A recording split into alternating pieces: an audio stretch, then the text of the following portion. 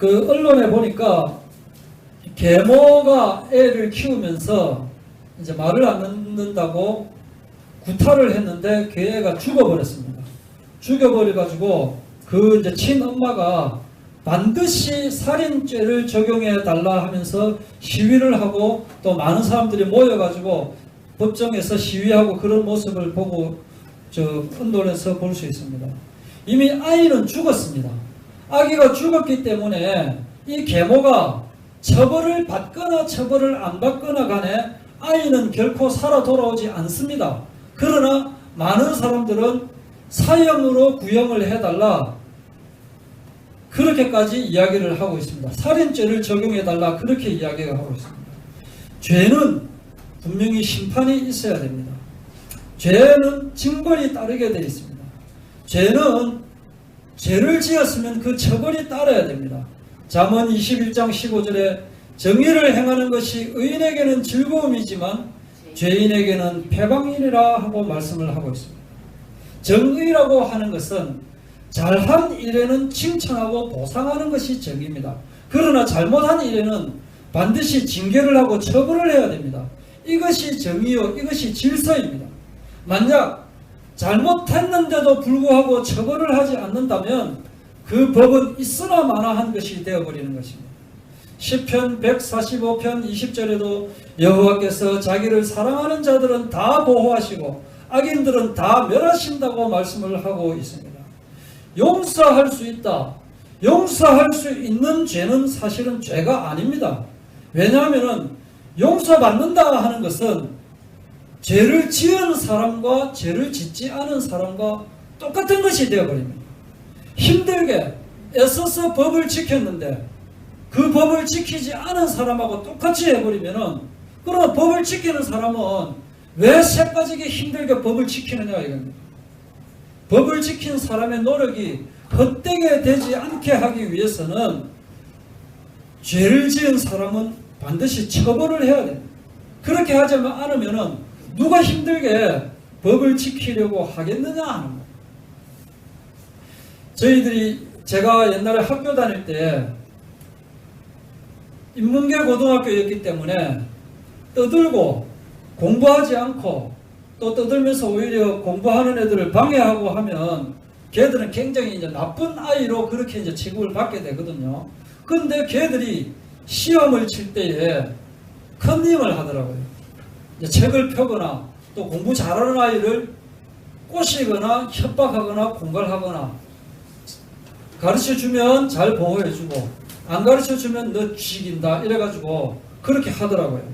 그런데 그 사실을 선생님이 알고 있으면서도 처벌을 하지 않게 되는 겁니다. 그러니까 나중에는 처음에는 애들이 열심히 공부하고 하지만 나중에는 어떻게 되느냐, 다 공부 안 하고 막 책 펴놓고 저 선생님은 컨닝을 집중적으로 이렇게 감시하지 않는 선생님이다 하면 그 선생님이 들어왔을 때는 땡 잡았다 하면서 애들 전부 막 앞뒤로 좌우로 보면서 책 보고 막 이렇게 하고 그러더라고요. 그러니까 나중에는 이게 막 개판이 되어버리는 거예요. 개판이. 그렇게 돼서는 안 된다. 반드시 잘못한 것은 처벌을 해야 되는 겁니다. 남을 죽인 사람은 죽여야 되는 거예요. 그냥. 성경에 하나님께서 진노하시고 징벌하시는 장면이 매우 많이 나옵니다.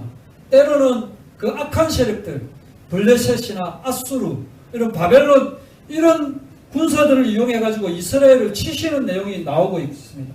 욥기 11장 11절에도 하나님이 상관하지 않는 것 같아도 악한 자를 다 보고 있다 이렇게 말씀을 하고 있습니다. 이것이 바로 공의입니다. 공의의 하나님이시다.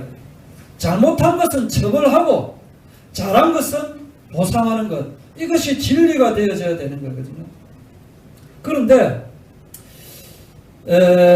인간이 그렇다면 이 공의의 하나님, 징벌의 하나님, 여기서 빠져나올 수 있는 방법이 있느냐 하면은 인간이 스스로 죄 문제를 해결할 수 있는 방법이 없다. 인간은 스스로 죄를 다스릴 수 있는 능력이 없습니다. 인간은 스스로 죄를 처벌할 자격도 없습니다. 왜냐? 스스로가 죄인이기 때문에 그렇습니다. 그렇기 때문에 죄를 용서할 권한도 없습니다. 인간은 죄인이기 때문에 똥 걸려야 되겠다.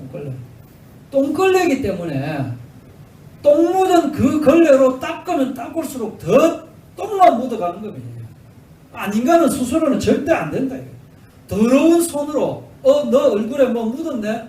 이거 지워줄게 하고 얼굴을 문지르면 그 얼굴에는 더 더러운 것이 묻게 되어 있다. 그것이 인간이다. 하나님께서 분명히 창세기에 선악을 알게 하는 나무의 실과를 먹으면 정령 죽으리라 이렇게 말씀을 하셨기 때문에 인간은 죄를 지었기 때문에 죽을 수밖에 없는 그런 존재가 되어버린 것입니다. 그런데 또 하나님은 어떠한 하나님이시냐? 하나님은 사랑의 하나님이시다. 사랑의 하나님이시기 때문에 자기 백성을 용서하고 싶어 하시는 것입니다. 차마 죽게 내버려 둘 수가 없대요. 분명히 죽이겠다고 이야기를 하였지만은 막상 죽이려고 하니까 죽일 수가 없는 거예요. 하나님께서 사랑으로 우리 인간을 지으시고 이 세상을 정복하고 다스리라고 했는데 하나님의 말씀을 어겨가지고 죽어야만 되면 이건 어떻게 할 수가 없는. 그래서 공의의 입장에서 보면은 죄인은 반드시 죽여야 돼요. 그런데 사랑의 하나님의 위배가 되어버려요. 또 사랑의 하나님 입장에서 보아서 죄인을 용서하고 싶은데 그러면은 공의의 하나님의 위배가 되어버려요. 이 도대체 어떻게 해야 될까? 죽여야 되느냐 살려야 되느냐 이것이 하나님의 딜레마가 된 것입니다. 물론 하나님은 모든 시간을 초월하시기 때문에 이 모든 것을 다 알고 계시는 분이십니다. 그래서 하나님께서는 하나님의 방법을 취하신 것이 뭐냐면은 스스로 죽이시는 거예요. 죽여야 되는데 못 죽여요. 살리자고 하니 죽인다고 하는 그 공의에 어긋나 버리고 안 되겠다. 차라리 내가 죽겠다. 본인이 죽는 방법을 택하여 버리신 거죠. 이것이 바로 예수 그리스도의 피다. 이것이 바로 보혈이라고 하는 거죠. 그냥 우리가 인간이 죄를 지었기 때문에 하나님께서 우리를 용서해 주셨다. 그런 차원이 아닙니다. 전혀 죄가 없으신 분이 이 땅에 오셔서 죄 있는 자들을 대신해서 죽어야 하는 죄인을 대신해서 대신 죄 없으신 분이 죽으시는 이것이 바로 놀라운 은총이다 하는 거죠. 그 대표적인 예가 바로 유월절에 나오고 있습니다. 유월절. 처벌과 용서의 대표적인 사례입니다. 레위기 17장 11절에 보면은 육체의 생명은 피에 있다라고 했습니다. 피가 없다라고 하는 것은 생명이 아닙니다. 인간이 죄에 빠져서 사망권세, 죽음에 이르렀는데 생명이 피에 있으므로 피가 죄를 속하느니라. 속한다는 게 뭐라고 했습니까? 죄를 바꾸어주는 것. 죄에서 용서로 바꾸어주는 거다 그랬습니다. 예수 그리스도의 피값으로 죄에 대한 처벌, 즉 사망을 면하게 하셨다. 그러니까 피만 있으면 죄가 면하게 되는 겁니다. 분명히 몸속에 죽은 피가 흐르는 겁니다. 죄를 지었기 때문에 몸속에 죽은 피, 썩은 피가 흐르는데 예수 그리스도의 피, 생명의 피를 수혈을 받아가지고 죽을 생명이 살아나는 거다. 이것이 유월절 피의 의미다. 우리가 오늘 읽었던 출애굽기 12장 13절 문설주에 피를 바르면 넘어가리라. 하나님께서는 공의의 하나님이시기 때문에 무조건 다 죽이겠다라고 말씀을 하셨습니다. 그러나 예수 그리스도께서 십자가에 흘리신 그 피를 문설주에 바르는 사람들은 다 죽어서 마땅하지만은 피로서 생명을 살려주십니다. 그래서 유월, 넘을 유, 넘을 월, 죽음이 건너간다라고 하는 거죠. 죽을 생명이 다시 살아나는 이것이 바로 예수 그리스도의 피의 의미요 유월절의 의미다라고 하는 거죠. 요즘 곳곳에 보면은 오히려 성당이나 교회보다 더 많이 아기 예수의 탄생을 축하합니다라고 붙여놓은 곳이 바로 대한불교 조계종 이런 데서 붙여놨더라. 예? 교회보다 더 많이 붙여놨죠. 예, 더 많이. 이게 내용을 보면은 예수 그리스도의 피의 의미를 모르고 하는 말입니다. 잘 생각해 보십시오.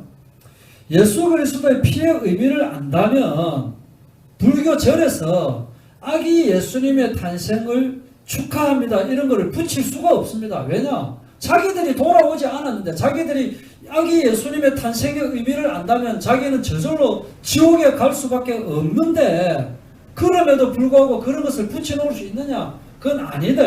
그리고 한편으로 보면 또 무슨 말이냐면은 예수 그리스도를 그냥 어떤 사람의 한 명으로 비하시키는 겁니다. 이게 그냥 좀 착한 사람이었구나, 마찬가지구나, 많이 돼봤자 부처보다 별거 아니구나, 그렇게 비하하는 말이다. 이게. 겉으로는 우리는 다른 종교도 인정한다라고 말을 하고 있지만 그것은 속임수고 피가 없습니다. 그들은 피가 없기 때문에, 생명이 없기 때문에 예수 그리스도의 신앙을 피 없는 그냥 종교로 만들려고 한다. 여기에 우리는 속으면 안 됩니다. 그러나 많은 사람들이 속고 있습니다. 크리스마스 하면은 산타크로스 어쩌고 해버리고 그걸로 넘어가 버린다.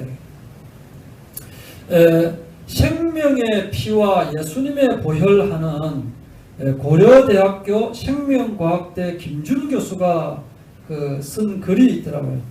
이분이 창조과학회 이사도 되고 하는데 이분이 이제 이야기하는 것이 뭐냐면은 생명체와 무생물의 차이가 무엇일까요? 또 인간과 다른 생명체의 차이가 무엇일까요? 이렇게 이야기를 하면서 서두에 생명체라고 하면 세포조직이 있고 또 에너지를 통해서 물질 대사를 하게 됩니다. 그래서 양분을 공급하고 노폐물을 제거하고 호흡을 하고 있는 것들이 다 생명체다. 동물이든 식물이든 살아있으려는 노력을 계속적으로 하고 있다. 이것을 생물학적 용어로 항상성을 유지하고 있다. 그렇게 이야기합니다. 그리고 또 하나는 외부 자극에 반응을 하게 되는 것입니다. 또 하나는 번식을 하게 됩니다. 그래서 그 유전자가 계속적으로 후세, 동물이든 식물이든 간에 계속적으로 전달되는 것이 생명체다. 이렇게 생명학적으로, 생물학적으로 이야기하면 그러는데 성경에서는 생명체를 뭐라고 이야기를 하고 있느냐? 모든 생명은 하나님께로부터 왔습니다. 땅에 속한 것은 육이요, 하늘에 속한 것은 영입니다. 그래서 육은 사망이요, 영은 생명이다. 이렇게 말을 하고 있다. 그래서 우리 생각이 육신의 생각만 하고 있으면 사망인 것입니다. 살아있어도 사망인 것입니다.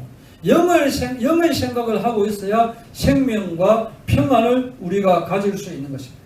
그래서 우리 인간도 하나님을 만나지 못하면 육에 불과한 존재다. 하나님을 보지 못하면 동물과 다른 것이 하나도 없다. 창세기 1장에 보면은 창조에 대해서 딱 나오는 그 구절이 아주 많을 것 같지만은 세 군데밖에 나오지 않습니다. 창세기 1장에 보면. 창세기 1장 1절에 태초에 하나님이 천지를 창조하시니라 이렇게 말씀이 나오고 있고요. 그 다음에 창세기 1장 21절에 하나님이 큰 바다 짐승들과 물에서 번성하여 움직이는 모든 생물을 그 종류대로, 날개 있는 모든 새를 그 종류대로 창조하시니 하나님이 보시기에 좋았더라. 그 다음에 어디 나올까요? 1장 27절 하나님이 자기 형상 곧 하나님의 형상대로 사람을 창조하시되 남자와 여자를 창조하시고, 이렇게 창조라는 구절이 1절, 21절, 27절 이렇게 세 군데에 나옵니다. 풀, 채소, 나무, 창조라는 표현이 없습니다. 창조라는 표현이.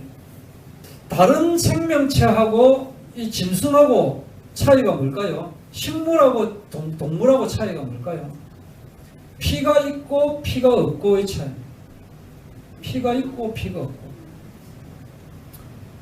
창세기 1장 1절은 물질에 대해서 창조한 것을 이야기하고 21절은 피가 있기 때문에 혼이 있다. 혼에 대해서 창조한 것이 21절입니다. 그러면 27절은 무엇일까요? 동물하고 사람하고 다른 것 바로 영의 창조다. 그래서 이 처음에 말은 다른 동물들은 피가 있다라고 했는데 이것은 그냥 피입니다. 그냥 피. 혼이라 이거죠. 그래서 의식이 있고 지각 능력이 있고 생각이 있다. 하등 동물이든 고등 동물이든 간에 의식이 있고 지각 능력이 있고 생각이 있지만 그것은 육적인 데에 불과한 것입니다. 집 짓고 자고 먹고 싸고 새끼 키우고 그 정도다. 그 정도. 짐승과 인간의 차이도 짐승과 인간의 차이는 무엇일까요? 하나님을 알아보는 영이 있느냐 없느냐의 차이다. 이거예요.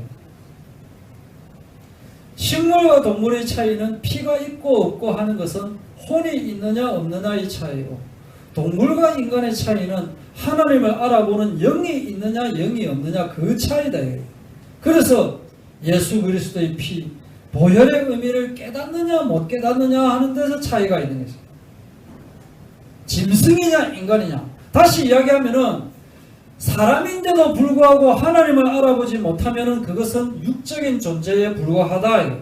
영적인 존재가 아니다. 레위기 17장 11절에 육체의 생명은 피에 있다라고 했습니다. 히브리서 9장 22절 피 흘림이 없은즉 죄사함이 없느니라. 예수 그리스도의 피만이 우리 인간의 죄를 사할 수가 있다 라고 하는 말씀을 말하고 있습니다. 찬양 한 곡 하고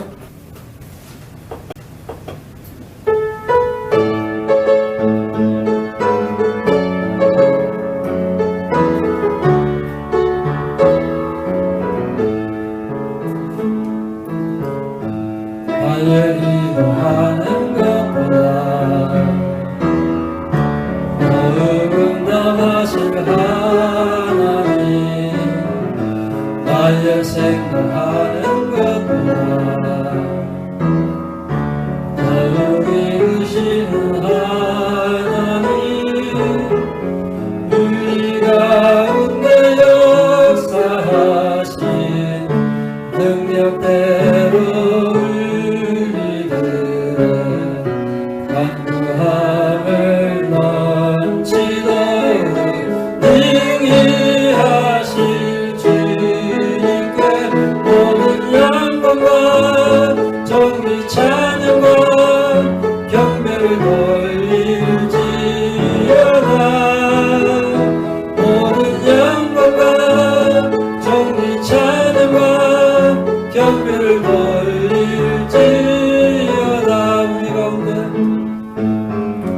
우리 가운데 역사하신 능력대로 우리들의 간구함을 넘치도록 능히 하실 주님께 모든 영광과 정의 찬양과 경배를 돌릴지어다. 모든 영광과 정의 찬양과 경배를 돌릴지어다.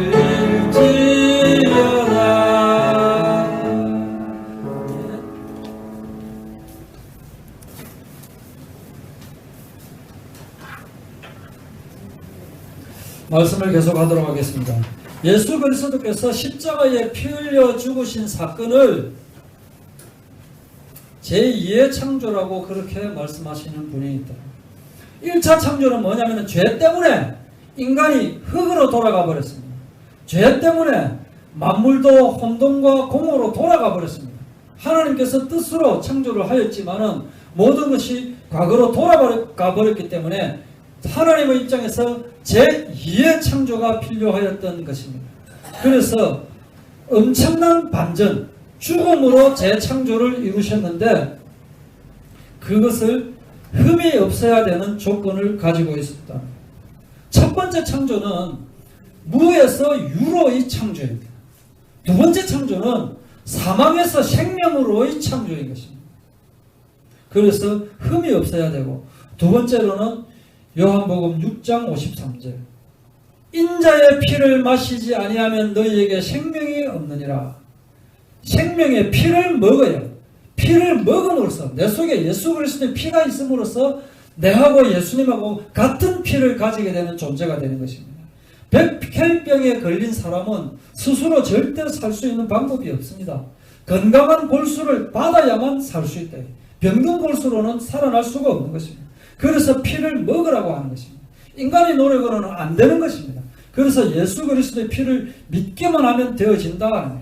히브리서 10장 19절부터 20절까지 성소에 들어갈 담력을 얻게 되었다라고 말씀하고 있습니다.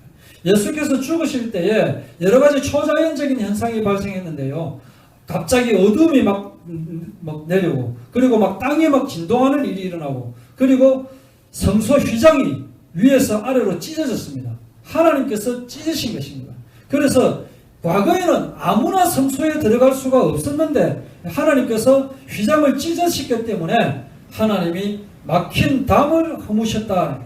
구약에서는 아무도 생각하지 못했던 일을 하나님께서 문을 여셔가지고 두려우신 하나님이 사랑의 하나님으로 우리에게 다가오신 것이다.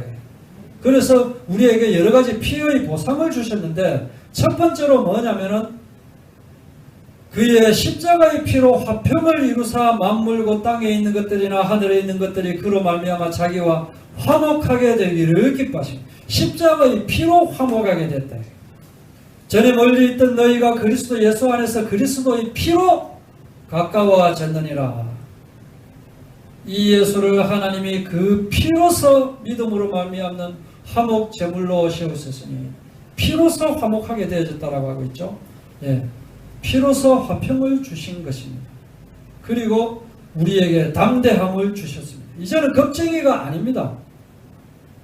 예수의 피를 힘입어 성소에 들어갈 담력을 얻어야 돼요. 우리가 직접 하나님을 만날 수 있다. 무엇으로? 예수 그리스도의 피로서 만날 수 있다.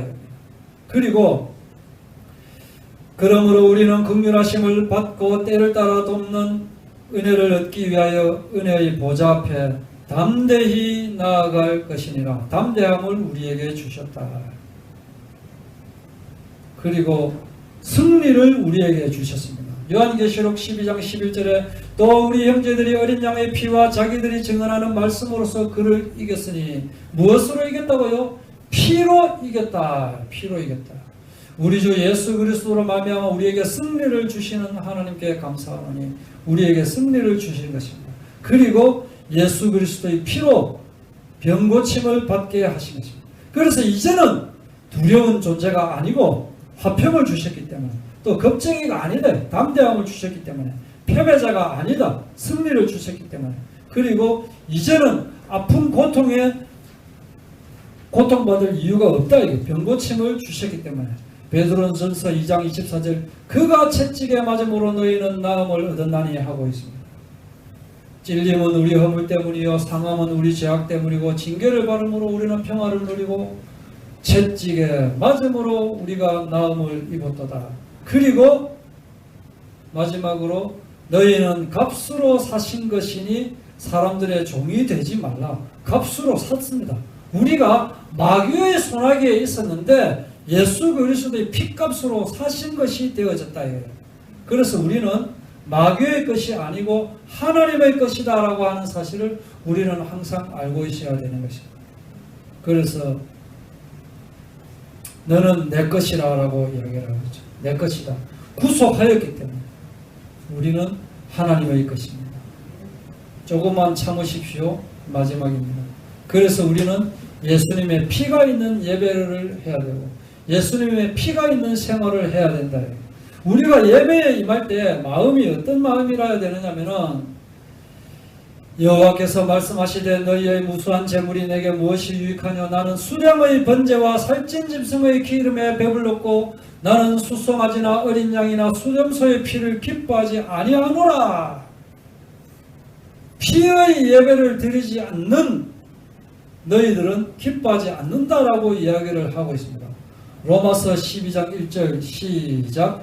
그러므로 형제들아 내가 하나님의 모든 자비하심으로 너희를 권하노니 너희 몸을 하나님이 기뻐하시는 거룩한 산 제물로 드리라.